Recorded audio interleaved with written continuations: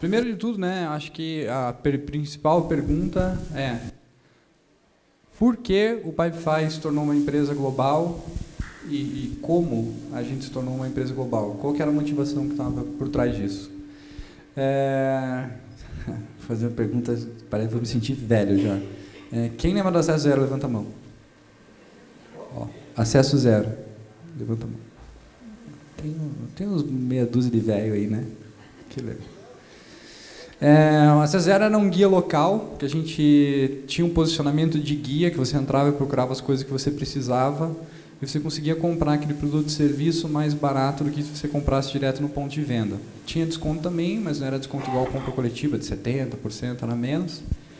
E o Pipefy foi um projeto que ele foi relativamente bem sucedido. A gente levantou investimento, fez o negócio crescer, atingiu aí quase 1 milhão de usuários, algumas praças que a gente operou. E aí eu vendi a operação para o apontador.com, né, que é o Yelp do Brasil e tal, e é muito forte em São Paulo, Rio, grandes capitais, aqui não tanto. Você pensa assim, legal, né? Captou investimento, todo mundo sempre sonha captar investimento para a empresa, fez o negócio crescer, vendeu e tal. A verdade, né, por trás do que você vê na notícia ali, é que foi uma venda da qual eu fiquei extremamente frustrado. Porque o negócio ele chegou a ser, no máximo, 1% do que ele poderia ter sido. E a sensação que eu fiquei eu comecei o acesso, eu tinha 20 anos, eu financei meu carro, fui lá, né, comecei tudo sozinho, não tinha network, naquela época não tinha nada. E por que a gente vendeu a empresa? Porque a gente foi no bootstrap, foi indo de forma super eficiente, tal, crescendo, e aí a hora que eu quis captar investimento para crescer de verdade, né, levantar um Series A pesado, todos os investidores chegaram para mim e falaram assim, cara, o negócio é animal, o time é muito bom, só que esse mercado já está um oceano vermelho. O Quecanto levantou com o Excel, o Peixe Urbano está lançando um guia, o Yelp está vindo para o Brasil, o Apontador está super capitalizado. Mesmo que vocês tenham um produto muito bom, não vai ter espaço para vocês. Você chegou tarde demais na festa.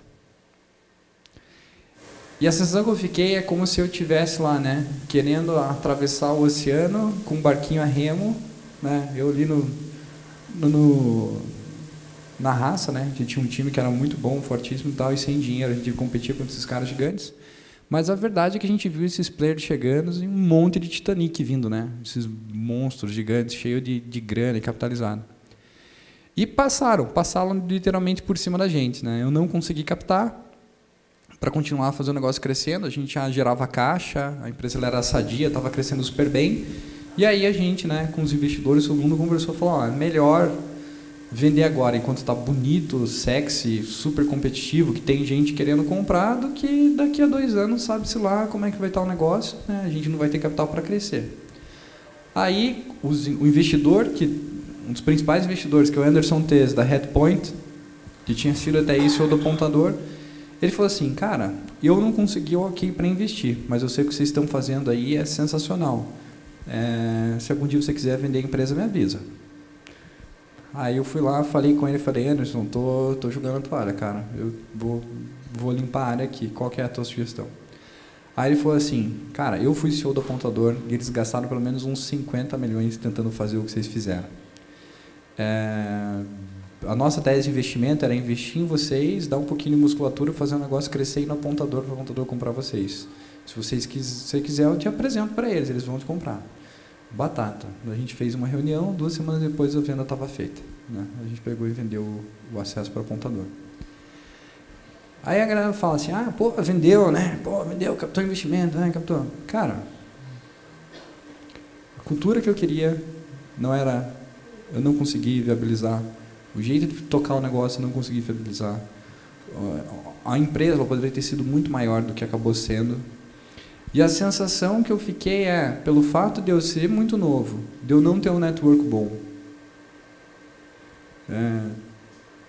Levanta a mão aí quem tem um relacionamento bom com o investidor e se algum dia tiver uma ideia para tirar do papel, já sabe para quem ligar para pedir dinheiro. Levanta a mão.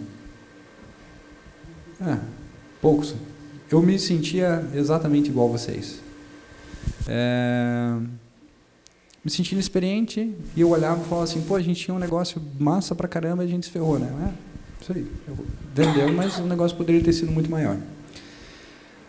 A sensação que eu fiquei cara, pelo fato de eu ter nascido em um lugar errado, por eu não ser ex-Facebook, não ser ex-Stanford, não ser ex-banco de investimento, por ser de Curitiba, nem de São Paulo era, eu não tinha nem network, nem grana para ir para São Paulo, né, captar investimento, a gente... É a realidade, né? Competição e tal. E vendeu, foi legal. Venda do acesso é o que me proporcionou depois investir no Pipefy, né, criar um negócio e bancar ele sozinho durante muito tempo antes da gente pegar investimento de novo para o Pipefy. Mas a sensação que eu tinha era, né, desculpa aí os paranistas, né, mas eu me sentia um jogador do Paraná, machucado, fudido, em casa, numa TV com um bombril, assistindo a final da Champions League, e eu olhava aquilo e falava, nossa, cara, eu como jogador de futebol, eu não vou ter nem chance de entrar num campo desse para disputar a batalha de verdade, né? A grande oportunidade. Esse era o meu nível de frustração, foi uma das fases mais difíceis da minha vida, apesar de profissionalmente ser muito legal, foi uma fase muito difícil. E aí, depois disso eu fiquei, por causa da aquisição, 1 ano dentro do apontador, né? Você é obrigado a ficar para fazer transferência de conhecimento e tal. No dia que o contrato expirou, eu fui embora. Fui vendo o que ia fazer, virei conselheiro de algumas empresas, trabalhei com os israelenses, uma aceleradora israelense, em Tel Aviv e Haifa, trabalhei alguns meses remoto, fui para lá também, convivi com eles e tal. E aí, essa história conta para todo mundo, né, Rafa?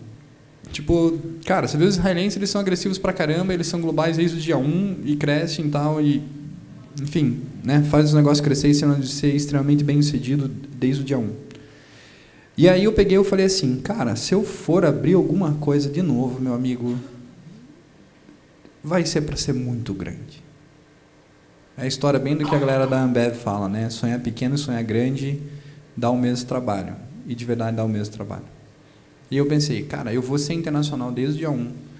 A gente vai ser bem sucedido no mercado americano. Eu vou trazer os melhores investidores desde o começo. Eu vou trazer as melhores pessoas que eu puder para a empresa, para fazer, né, ter um diferencial competitivo forte. Enfim, tipo, né, quando você passa por uma jornada inteira, você fala, cara, se pudesse começar de novo, o que você faria? Foi bem com esse mindset que eu voltei. E aí eu voltei para o Brasil já com a ideia do Pipefy na cabeça, que eu tinha passado, né, pelo chapéu de cliente, de precisar de uma ferramenta boa para gerenciar o negócio e não tinha encontrado, e voltei já com um sketch de produto. Eu sou um CEO, Product CEO, né, fico muito tempo ali. Tudo que vocês veem no Pipefy, interface, etc., tem minha mão ali, né, eu fico bastante nisso. E voltei. E eu falei, cara, eu vou ser bem sucedido internacionalmente, eu vou fazer esse negócio crescer global, eu vou fazer esse negócio dar certo, né? Se for para tentar, eu vou bater na curva 240. Não vai ser por falta de gasolina, por falta de ambição, por falta de vontade de fazer o negócio ficar grande. Eu acho que a primeira grande coisa que eu compartilho com vocês é o maior limitador que vocês têm para fazer um negócio de grande porte, ou internacional, ou seja lá o que for, 50% pelo menos é a vontade. Qual que é a vontade de vocês de fazer isso? Porque o que acontece, principalmente os empreendedores que não vêm de um pedigree alto, assim, não vêm daqueles, né, já trabalhou em startup tal, já conheci a indústria, como é que era, a gente tende a tomar uma decisão sempre olhando para o retrovisor. Você acha porque você não tem uma formação excepcional, você acha porque por você não fala inglês direito, você acha que por você não tem network, você usa essas variáveis da sua vida como balizadores para tomar a decisão futura de onde você pode chegar. E não deveria ser assim que vocês deveriam pensar. Vocês deveriam pensar da forma mais wild possível e da forma mais agressiva possível do que vocês querem fazer. E literalmente fazer um plano, um passo a passo do plano A ao plano B. Cara, eu quero fazer um negócio gigante, global, internacional. Tá aqui. O que eu preciso fazer para começar? No meu caso, para vocês terem ideia, tá? Tipo, você pensa, o Alessio não é fácil, né? Filho de rico. Cara, eu estudava em colégio público aqui. Era do 19 de dezembro ali e tal. Né? Estudei. depois passei na Federal, né? Meu pai era policial civil, minha mãe era dona de casa, corretor de imóvel. Eu não sabia falar inglês na faculdade. Falo uma boa isso. Todos os meus amigos pensando em fazer trainee, né? E eu falava sempre assim, puta, eu não vou passar nenhum trainee, não sei falar inglês direito. E, por outro lado, eu tinha outros pontos muito fortes que eu sempre fui muito agressivo nas coisas que eu fazia, de execução e etc. E aí eu comecei, puta, beleza, né? Vamos lá, vou empreender, etc, etc. Quero fazer um negócio internacional? Então tá bom. Fui lá, peguei um professor particular de inglês, ia tomar um café da manhã com ele todo sábado e pimba, ia lá, ia fazendo. Ah, o Pipefy tá cheio de bug. Beleza, vamos arrumando os bugs. Ah, o Pipefy tá cheio de erro em inglês. Entrou na home, meu primo, professor de inglês, falou lá que tem um monte de erro absurdo. Beleza, Fiverr.com, texto da home, $5. Peguei um revisor, o cara foi lá, revisou, pronto, tá resolvido. Ah, mas tem outro erro aqui em inglês. Onde que é o erro? Ah, então tá bom, tá lá, arruma. Se você assumir uma postura do qual você não precisa saber o que... Você não precisa ter conhecimento para aquilo que você quer fazer, mas você assumir um mindset de esponja, que você vai estar disposto a ouvir feedback, encontrar uma dificuldade, resolver aquela dificuldade de forma rápida, barata, e você está de cabeça aberta para aprender e deixar o teu ego de lado, é tipo gente que fala inglês. O cara faz aula de inglês o dia inteiro. Aí chega um gringo na frente e o cara trava. Por quê? Então, porque eu tenho vergonha de as pessoas ouvirem eu falando inglês errado. Enquanto isso, tem os indianos lá em São Francisco que falam inglês que ninguém entende, cara. E o cara não tá nem aí. Não tá nem aí, velho. E ele vai falando inglês errado, e ele vai falando, as pessoas vão se virando para entender, e ele vai falando cada vez mais, ele vai aprendendo, ele vai indo, e quando vê o cara tá fluente, você lá com vergonha de falar inglês. Eu acho que isso que acontece. As pessoas têm vergonha de fazer uma landing page em inglês. As pessoas têm vergonha de falar da ambição, de que, não, você é o melhor player do mundo no meu setor, eu vou fazer esse negócio ficar grande pra caramba. E a partir do momento que você joga de lado todo aquele teu ego que você tinha, o medo que você tinha de empreender, literalmente, só pensa nisso, eu preciso do ponto A ao ponto B, é aqui que eu quero chegar. O que eu preciso em relação à execução, em relação ao conhecimento, em relação à equipe, e se permitir errar, e se permitir aprender de forma rápida, e se permitir fazer isso de forma agressiva também, que tempo, acho que é a coisa mais escassa que tem, você vai cometer um monte de erro, é natural. Você vai cometer um monte de erro. Pra vocês terem ideia, a gente foi para 500 Startups, aí todo mundo pensa, nossa, Pipefy, foi para 500, caralho, que tesão, né? Pô, aí é fácil, foi para 500, aí tudo fica fácil para ele, foi para 500. Cara, primeiro, de novo, eu voltei e falei assim, putz, eu vou ser global. Para eu ser global, eu tenho que ser bem sucedido nos Estados Unidos. Para ser bem sucedido nos Estados Unidos, eu tenho que ter network nos Estados Unidos. Eu tenho network nos Estados Unidos? Não. Eu entrei numa plataforma de mentoria online, eu achei vários mentores que davam mentoria e eram bilados por hora. Então você ia lá, pegava a agenda do cara, um cara foda, tipo, VP de estratégia do Google. Ele estava lá na plataforma, ele cobra, não era nem hora, era slot de 10 em 10 minutos. Tipo, uma call de 10 minutos com esse cara aqui é $20. E eu fui lá, entrei naquela plataforma e carquei, velho. Pá. Gastei meu cartão de crédito inteiro. Eu lembro que falava assim, eu quero agendar 20 minutos de reunião com esse mentor aqui. Aí eu ia lá, tal, subia na call, pra falar com o cara, não falava inglês direito ainda, né? Bom, cara, os caras... Que vergonha, né? Enfim. Aí eu lembro que o cara, assim, dando várias dicas, ele, nossa, estudei com Dave McClure, nossa, o cara é bem meu amigo, não sei o que e tal. Eu falei, porra, esse mentor. E o cara falando, e os 20 minutos virava 25, 30 e etc. E eu só pensava, cara, isso aqui vai me custar uma fortuna, caralho. E aí, pá, né? Consegui a intro pro Dave McClure. E aí o cara pegou e me apresentou pro Dave McClure. E o Dave McClure não respondeu. E aí eu fui por outro. Enfim, eu queria ter uma startup global e eu sabia que eu tinha que entrar no mercado americano com o pé direito. Então o que eu fiz? Eu apliquei para acelerador no Brasil? Não. Por quê? Porque eu queria ser bem sucedido global e eu queria ser bem sucedido no mercado americano. Fui lá e apliquei para todas as aceleradoras que eu podia aplicar nos Estados Unidos. 500 Startups, Y Combinator, AngelPad, Techstars, Accelerprise, todas que vocês imaginam, acho que eu fiz uns 65 processos seletivos de aceleradora, e aí pude me dar o luxo, né, de escolher nas quais eu passei, e uma delas era 500 Startups. Aí você pensa assim, pô, não, daí passou na 500 Startups, ficou tudo fácil, né? Ficou. Eles ligaram pra gente numa terça-feira e falaram, parabéns, você passou no processo da 500 e o processo começa terça-feira que vem, você tem que estar aqui. Por quê que eles fizeram isso com a gente? Porque a gente não era o plano A. Alguém desistiu, eles falaram, tem esses brasileiros aqui, chama lá. Não pegaram e chamaram. E aí, por causa que a gente tinha só uma semana, tinha que ficar resolvendo aqui a burocracia da empresa inteira, da grana, de tudo, para mandar a equipe, e eu não pude ir nos primeiros dias de aceleração. Então, foi o nosso CTO, um engenheiro do time, e aí esse CTO nunca tinha feito pitch Pipefy e também era que nem eu, não falava inglês direito. Aí, na primeira semana de abertura da 500, o que tinha? Tinha um evento de apresentação das startups para a comunidade, que a comunidade da 500 é fortíssima, grande, todo mundo fica super ansioso para ver quais são as novas startups do BET. Então, era um evento para umas 1.300 pessoas, só da comunidade, de mentores, etc.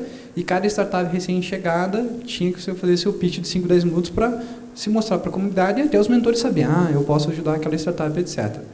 E aí, esse cara do nosso time foi lá e foi apresentar o Pipefy, né? Começou a falar tão mal, mas tão mal, e gaguejar tanto, que o David parou no meio do nosso pitch e falou assim, cara, fala em português, velho. E daí ele começou a falar em português. Não. Tiraram a gente do palco. Aí é óbvio que todo mundo no BET inteiro, né, aqueles gringos do ex-Stanford, ex-Google, ex-Facebook, etc., olhavam pra gente e falavam, nossa, o que esses brasileiros chucro estão fazendo aqui, né? E, cara, de novo, né? Execução é o nosso cartão de visita. Execução é o nosso cartão de visita. A gente era o primeiro a chegar, a gente era os últimos a sair, a gente trabalhava sábado, a gente trabalhava domingo. Eu lembro que o Marvin, né, o coordenador da aceleradora, ele ia, às vezes, no final de semana, esquecia alguma coisa do escritório lá. O que vocês estão fazendo aqui? A gente trabalhando, né? Tem que fazer o negócio dar certo. E aí começaram a ficar, os brasileiros executor, os brasileiros executor, os brasileiros executor, os brasileiros executor. E aí o fato da gente, né, não ser sofisticado acabou sendo um diferencial competitivo nosso até dentro da própria comunidade da 500, porque a gente ficou conhecido pelo mico que a gente pagou. Então, o que acontecia? Cara, do chão não passa, entendeu? Como a gente já, entre aspas, não sabia jogar o playbook deles, a gente assumia isso como uma verdade e corria por fora da regra mesmo. Corria por fora da regra mesmo. Quem que são aqueles? Os brasileiros perdidos, loucos, estão lá. Mas o cara tá batendo na porta do fundador do Zendesk, claro. Vou lá, você foi na Zendesk. Assim vai, etc. E vai indo e vai fazendo. A gente usou isso como uma muleta para fazer todas as cagadas e ser os mais folgados possíveis em tudo que a gente conseguia. Porque supostamente ele não sabia a regra do jogo, não era sofisticado, então, né? A galera achava engraçado até. E nessa a gente foi conseguindo ganhar espaço. Terminou a aceleração, a gente foi eleito o melhor do BET pela Watermark. Fez co-brand com 500 startups. Fez um co-brand, Growth Hack Experiments com a 500, ficou super famoso, milhares de sign-ups lá e tal. É aquela história, alguém já fez co-brand com a 500? Não. Uma startup do BET fazendo co-brand com a 500? Não. Pô, um negócio que é muito difícil, imagina, né? E daí? Vai lá, né? Fazia, tal, legal, fazia tudo, a gente pegou, lançou, fez, né? Cresceu, deu. Daí a gente captou investimento, pelo fato de ter sido um dos melhores do BET, e aí foi indo, a gente foi fazendo, etc. Mas acho que o principal aprendizado nosso que eu tenho para falar isso é a vontade. Assim, se você não tiver muito claro onde que você quer chegar, daquilo que você quer fazer, porque assim, pensa só, mesmo você sendo extremamente explícito e direto, e tendo uma visão muito clara de onde você quer levar o teu negócio, mesmo você tendo já uma noção muito clara do que você precisa fazer, mesmo você contando para o mundo inteiro aonde você quer chegar, o que você quer fazer e deixando claro de como as pessoas podem te ajudar naquela tua jornada, já é difícil pra caralho, velho.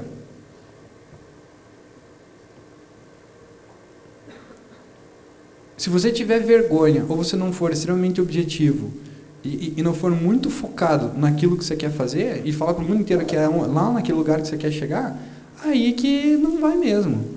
Eu lembro até uma vez, o Bernardo Hess, cara, que hoje é o CEO mundial da Heinz, quando ele ficava aqui em Curitiba, na NLL, estava lanchando um evento de RH e tal, eu vi, olhei ele e falei, putz, esse cara é bom pra caralho, né? Aí passou os anos e tal, uma jornalista, assim, falou pra ele assim, mas, nossa, você imaginava que um dia você ia ser CEO de uma empresa como a Heinz dele? É óbvio que eu imaginava. Por que você acha que eu tô aqui, minha filha? Foi a vontade, a intenção do cara de fazer.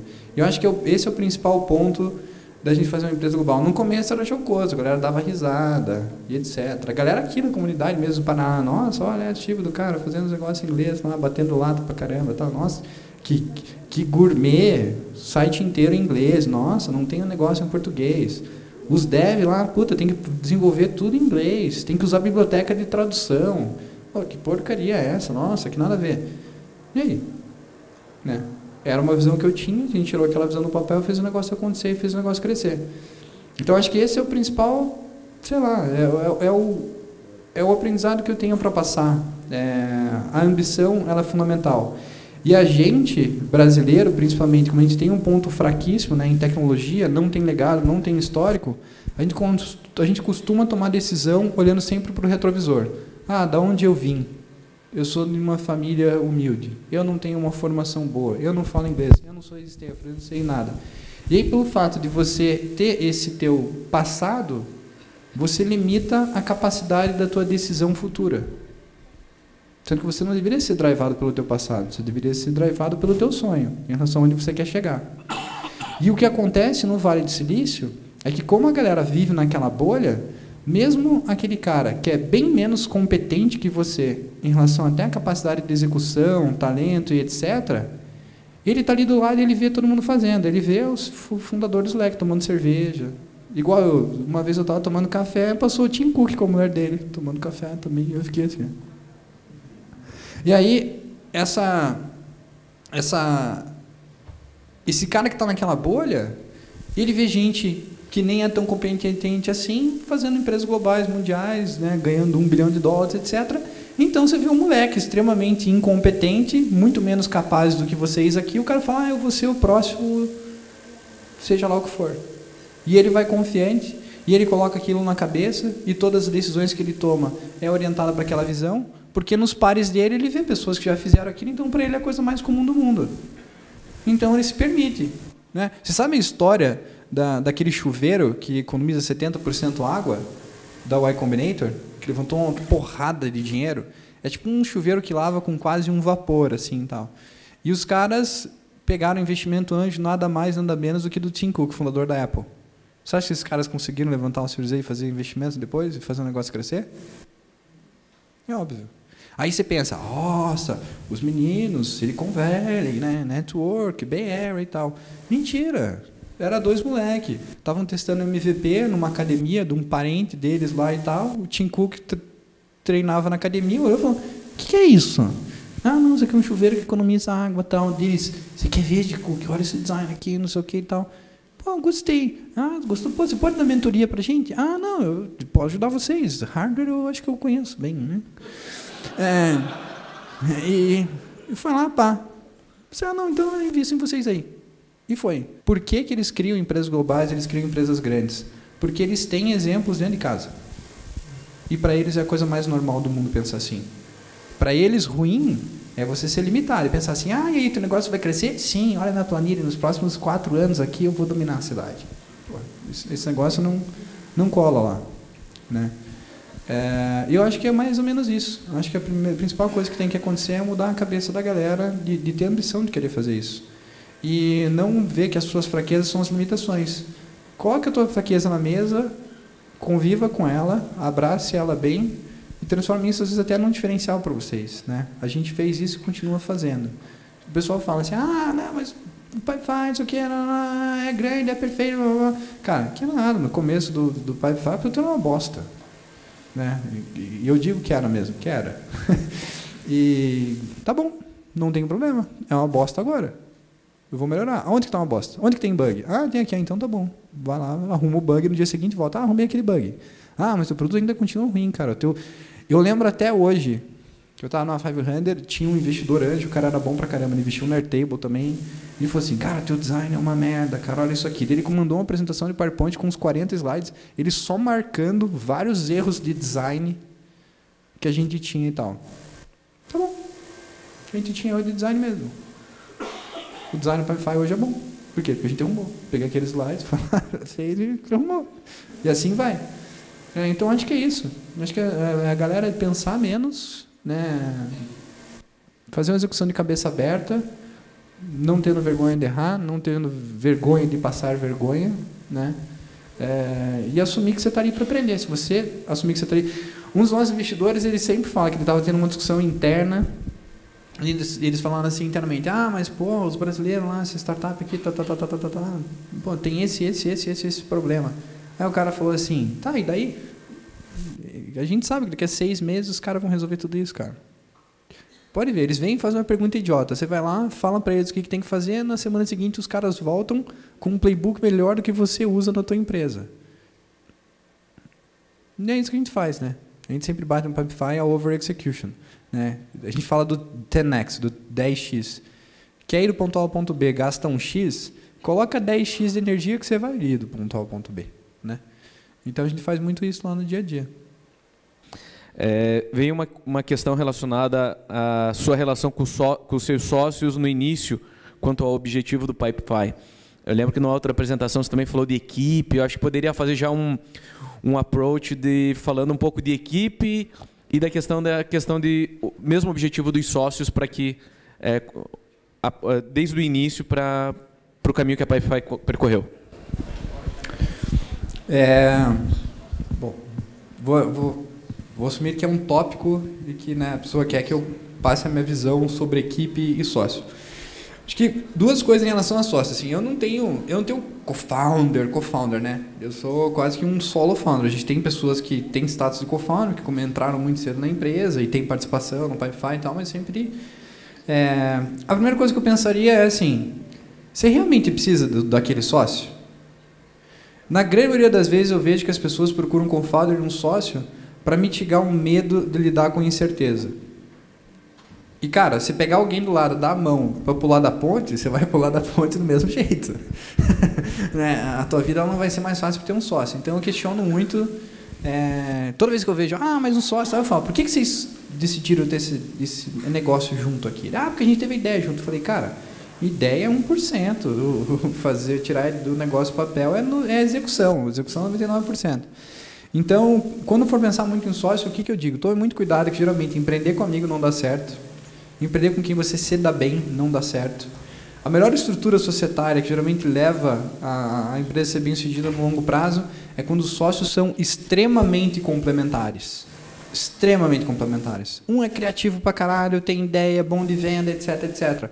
O outro é um nerd comedor de pizza fria que não tem vergonha de dar bom dia até pro pai e pra mãe. Vai dar bem a sociedade. A sociedade é exatamente a combinação perfeita ali.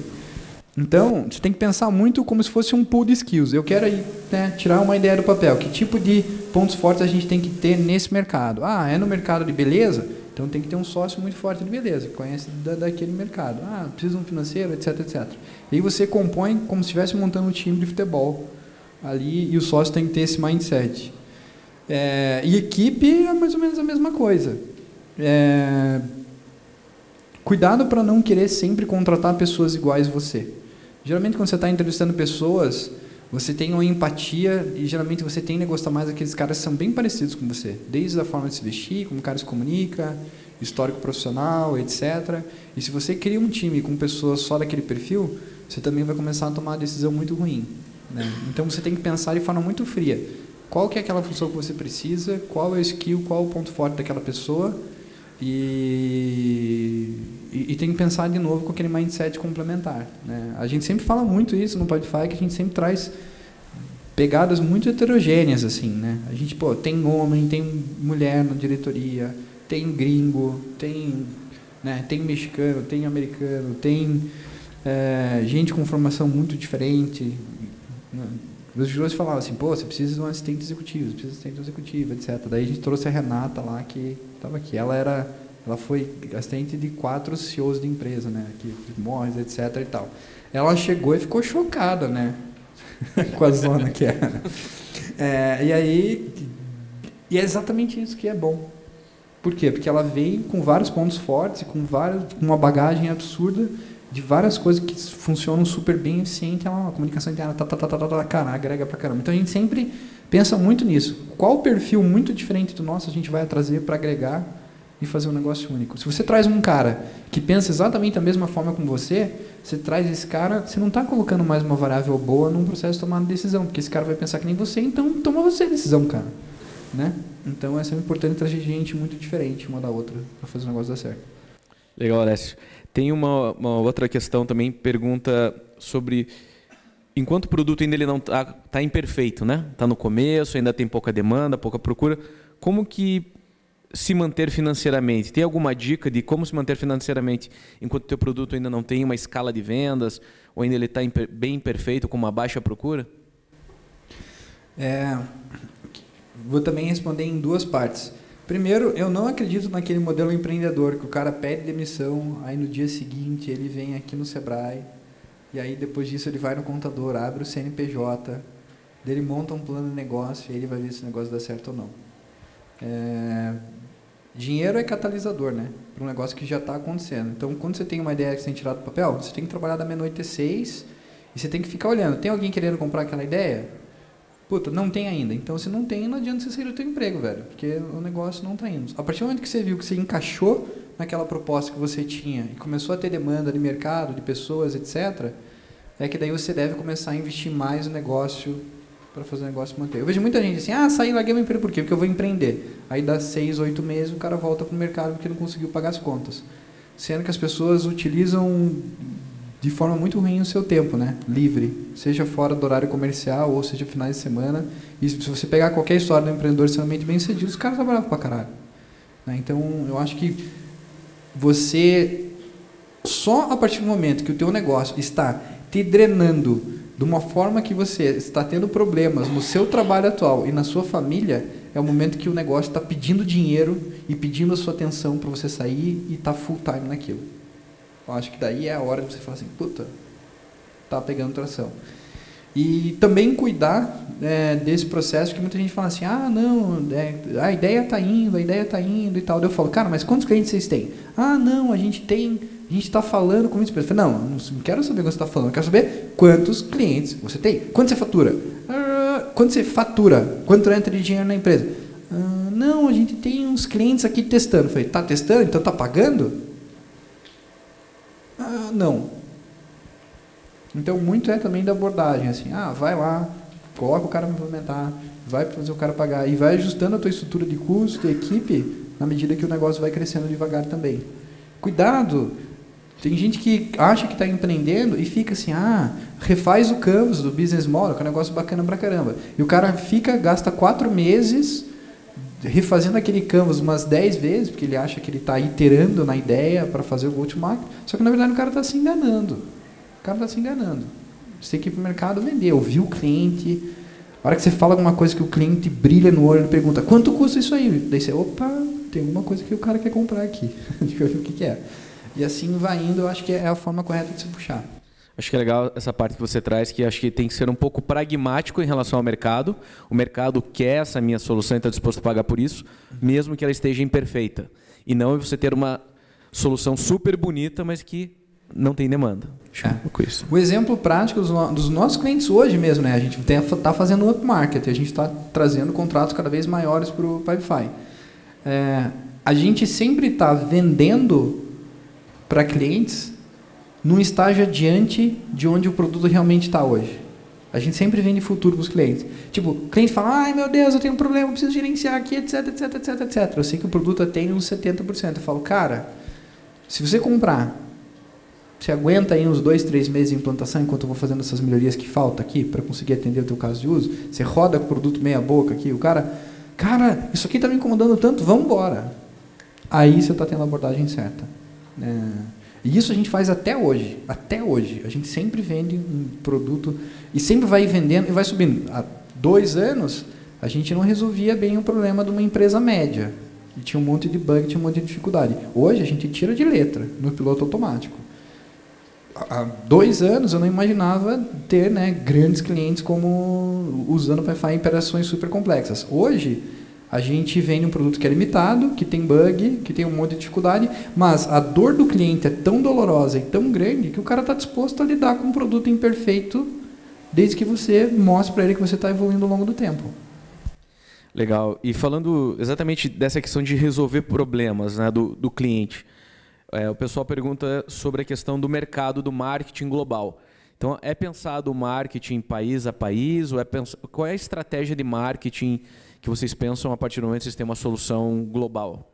A gente não trabalha com abordagem geográfica. A gente trabalha com persona, que é o buyer que de fato usa, né, que está precisando comprar uma ferramenta daquele tipo. É muito importante você ter esse tipo de abordagem, porque pensa só, tá? Sabe aquela curva de adoção de produto que tem os inovadores, daí vem o outro cara, aí depois vem os conservadores, etc, etc, etc. Pensa só, eu tenho um Pipefy aqui, né? E eu penso de abordagem geográfica. Eu sou empreendedor, sou duro, então eu vou focar no mercado de Curitiba primeiro, se der certo em Curitiba eu vou para São Paulo, eu vou expandir, etc. Pega da pizza inteira de Curitiba, e aí você tem que segmentar. De Curitiba, quem são meus potenciais compradores? Vai dar um segmento menor. E aí você pensa, desse segmento, quem são os meus inovadores, que gostam de testar coisa nova, gostam de testar coisa bugada, e o cara vai estar afim de testar alguma coisa nova. É uma fatia menor ainda daquele segmento. Então, se você pensar de forma geográfica, aquele teu mercado estratégico do cliente que você tem entendido, o problema que você quer resolver, e dos inovadores que estão dispostos a testar alguma coisa nova, é muito pequena. Então, comercialmente, é muito ineficiente. E quando você tem uma abordagem global, você trabalha muito pensando, não é nem naqueles 1, 2%, naqueles 0,000000001% que são extremamente inovadores e gostam de testar coisa nova. Então, o que acontece? Eu vou lá, montei o produto, tal, etc., e a gente jogou no Product Hunt, que é uma comunidade para quem gosta de produto e gosta de testar coisa nova, para dar feedback em relação a coisa nova. Aí, esses caras gostaram pra caramba, o feedback foi super bom, só que tinha um dos Estados Unidos, tinha um da Estônia, tinha um da Europa, tinha um japonês, etc. E esses caras usaram, que falaram para outros inovadores, que falaram para outros, que falaram para outros, que daí trouxe uma loguinha boa para a empresa, trouxe uma Accenture, aí a partir do momento que tem uma Accenture, a gente já coloca a logo da Accenture maior do que a nossa logo, né, no site. E assim vai indo, entendeu? Tipo, o momentum vai puxando. Então, você não tem que pensar assim, vou trabalhar mercado a mercado, não. Você tem que pensar na persona, que é quem que é o teu buyer específico, o diretor de RH, o diretor de vendas, etc. E aí você tem que pensar, tá bom, quem que é o inovador entre todos os diretores de venda? Provavelmente esse cara está em fórum online, falando sobre vendas, ele está em comunidade, ele deve estar fazendo blog post sobre isso. Então, você decide, quando você pensa de forma global e pensando em persona, você trabalha com um tipo de cliente que, na verdade, ele é bem mais flexível a testar coisa nova e ele compra o produto bugado, ele sabe que é bugado mesmo e é assim. Aí, na medida que você vai crescendo, o negócio vai ganhando estabilidade e maturidade, você vai trazendo compradores cada vez mais conservadores e que daí tem uma expectativa de qualidade de produto maior na medida que o negócio vai crescendo. Legal. E hoje, vocês estão mais ou menos em quantos países, mais ou menos, Alessio? E tem alguns mercados que são mais representativos, que a Pipefy está tendo uma melhor aceitação, tem uma maior quantidade de clientes?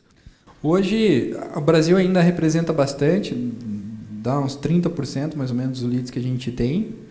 Aí o segundo, do tamanho do Brasil, é o mercado americano, né, que é um mercado muito grande, e daí o outro, 1/3, é bem espalhado, assim, Europa, Ásia e tal. E vocês, a estratégia no mercado americano, hoje da expansão do Pipefy, vocês estão com uma sede lá também, né? A gente podia comentar um pouquinho desse crescimento também da Pipefy, né? Que ela continua com a sede aqui em Curitiba, mas como que ela está expandindo hoje? A gente usa a sede de Curitiba como se fosse um grande back-office. Porque para vocês terem ideia lá, tá? Um cara júnior, que é o SDR que a gente chama, que é aquele cara que faz triagem de lead, qualificação e tenta ligar só para marcar a reunião, para gerar uma demo para um vendedor, aqui um cara desse júnior ele vai custar quanto? 2, 3 mil no máximo, né? Que é a porta de entrada da carreira do vendedor. Um SDR na Bay Area, ele tem que ganhar pelo menos uns $7.000 por mês. Para ele ser roommate, dividir apartamento com mais gente, etc.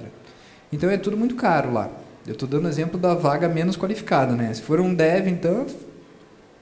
E então, o que a gente faz? A gente usa a estrutura brasileira como um back-office. Todas as posições que a gente pode, a gente contrata aqui no Brasil. Então, assim, os SDRs, a gente tem literalmente equipe US e equipe Latam, Europa, Ásia, etc.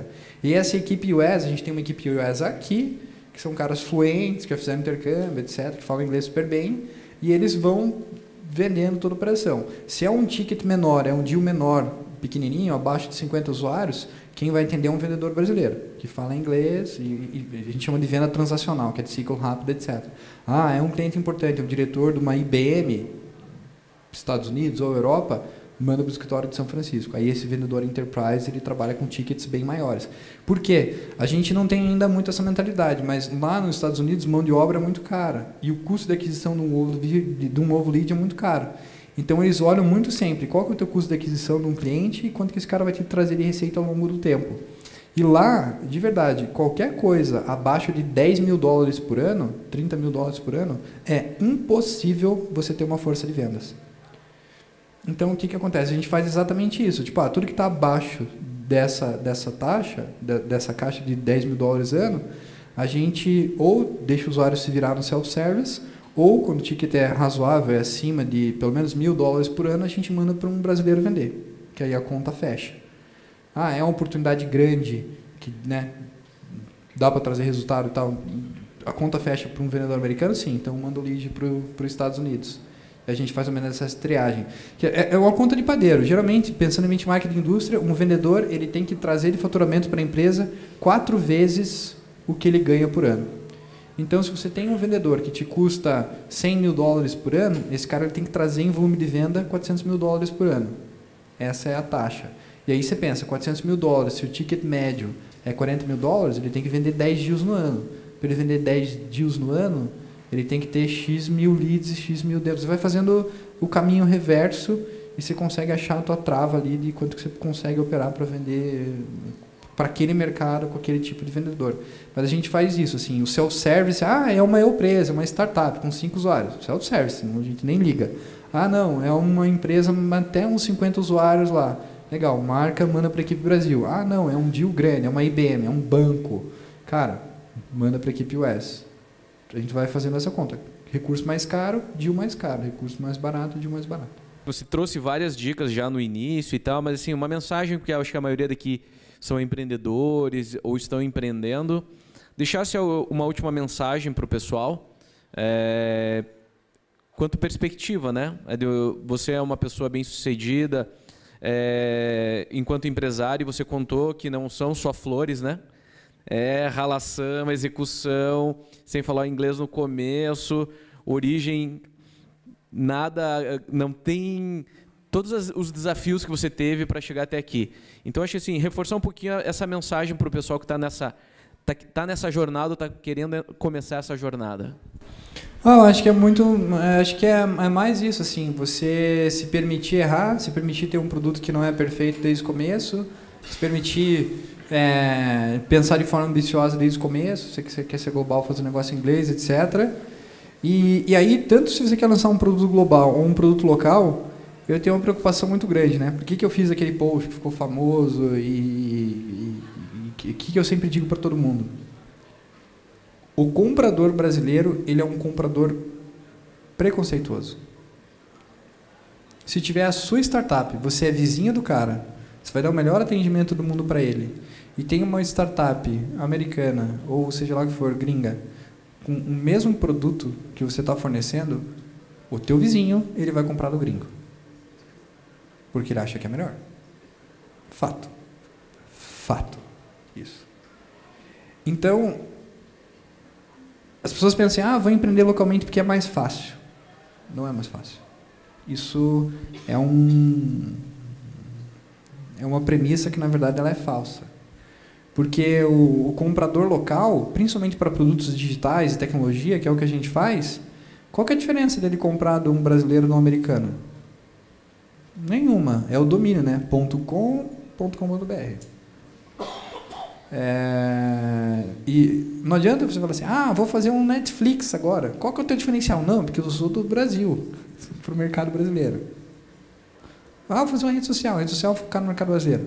Se você tem um produto digital, de tecnologia, e você não lida com algum aspecto extremamente geolocalizado, que é, não, eu tenho uma startup para lidar com problema de burocracia no Brasil, ou uma de law, né, que é a lei brasileira muito específica. Você ainda consegue até se defender. Agora, se o teu cliente ele não tem um motivo muito específico do porquê ele deve comprar de você do ponto de vista local, você tem que pensar global sim desde o dia 1, nem que você não queira trazer clientes internacionais, mas você tem que entender muito bem por que esse cara vai comprar de você em vez de comprar daquele que tem um concorrente internacional. Tá? E a gente tem muito isso na cabeça super claro. Todo mundo fala assim, Pipefy é Kanban, é que nem o Trello, não sei o que, etc, vou usar o Trello. A gente sabe muito bem como a gente compete com o Trello, seja com uma empresa brasileira ou com uma empresa internacional. Geralmente, o cara que está feliz usando o Trello, ou ele está comparando a gente com o Trello, a gente nem marca demo, porque não é o momento de vender para esse cara. O Pipefy é competitivo quando o cara está começando a fazer lambança dentro do Trello, porque a gente resolve problemas mais complexos. Problemas mais complexos, mais dinheiro, porque o problema é complexo. O cliente está disposto a pagar mais. Né? E é assim que a gente se posiciona. A gente tem um motivo muito claro, porque esse cara não vai usar o Planilha, ele não vai usar o Asana, ele não vai usar Trello, ele não vai usar Pipedrive, ou ele não vai usar Kissflow, ele não vai usar outros tipos de ferramenta. E essa premissa ela se aplica tanto para um cliente brasileiro, para um cliente americano, ou, sei lá, na Wipro, na Índia, lá, cliente que eles usam bastante Pipefy. A gente chegou num nível de ponto de sofisticação de entender tão bem que tipo de persona que a gente resolve, que a gente é competitivo, que a gente atende a IBM hoje. E a IBM deve ter uns 6 tipos de workflow diferentes. Eles têm o IBM Blueworks, eles têm o IBM SOA, eles têm concorrente do Pipefy, dentro de casa eles devem ter uns 6. E mesmo assim, eles compram da gente. Por quê? Porque a gente sabe muito bem aonde que a gente é mais competitivo que outros caras. É tipo, eu tenho um carro, vou ter o melhor carro do mundo e vou sair vendendo carro. Cara, mas depende, você vai querer competir com um cara que está comprando um Mini Cooper ou você vai querer competir com um cara que está comprando um Hummer? Você tem que entender qual é a necessidade daquele teu buyer e por que você é melhor em relação às alternativas que ele tem. Então, acho que isso você tem que ter esse mindset.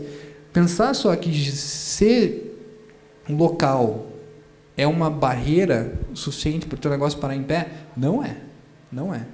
Tipo, qual que é a diferença de você para a startup XYZ que tem nos Estados Unidos? Não, é que a gente é focado no mercado brasileiro. Não, meu amigo, eu não investiria de jeito nenhum nesse negócio.